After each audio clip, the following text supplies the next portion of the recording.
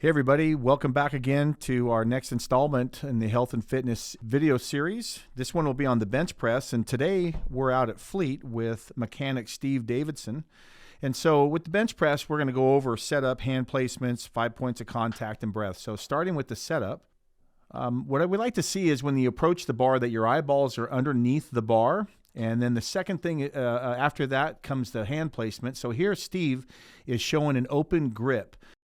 For safety reasons, we'd like to see a closed grip, but I do know that happens a lot with the open grip. But so I'm going to have him do the closed grip. He's got his ring finger on the ring of the bar. And here I have him bring his hands in to show the two different types of placements on a bench where you can get two different types of a stimulus. The closer in you go with the hand placement, you're going to work more of the arm muscles, primarily the tris and some of the pecs. The farther out you go with your grip, will concentrate more of that focus on the pecs themselves. Okay, so here we're going to look at the 5 points of contact. The first two are obviously both feet, then the hips, then the shoulders, and then the head. So he lifts the bar off, takes a big breath, gulp in a big breath of air to get that chest tight, come down, just tapping the sternum and driving the bar up. This is important. And a breath every time at the top and then blow out on the way up, almost as if you're trying to blow the bar up off of you.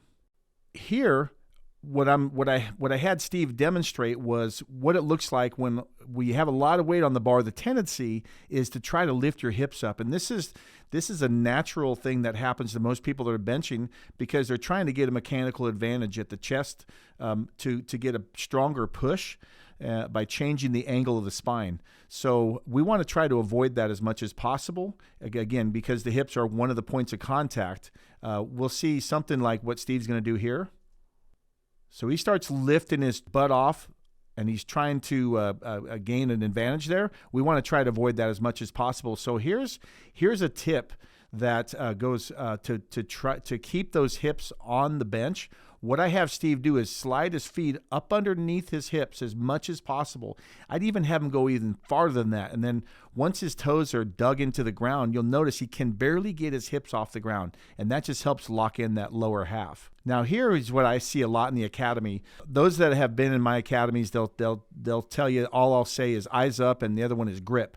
I just have to say the word grip, and what happens is I have them check their grip through after educating them how to find their grip. This is what we see a lot of, and maybe something you might want to take a look at, because those that have bad shoulders, they still like to bench, but their body will find a way to compensate. And so what we see here is on his right side, he's about 1.5 inches away from the smooth, and on the left side, he's about 4 inches away. And most participants won't even know that that's happening.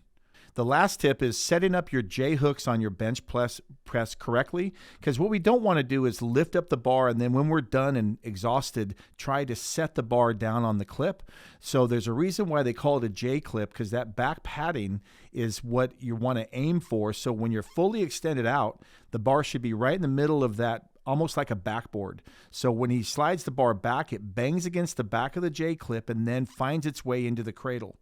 Because this is not a time for you to be fatigued and trying to set the bar on the cradle. So that's it for the bench press, and thanks for listening. If you have any questions, once again, please feel free to give me a call and we could discuss it further. Thanks for watching.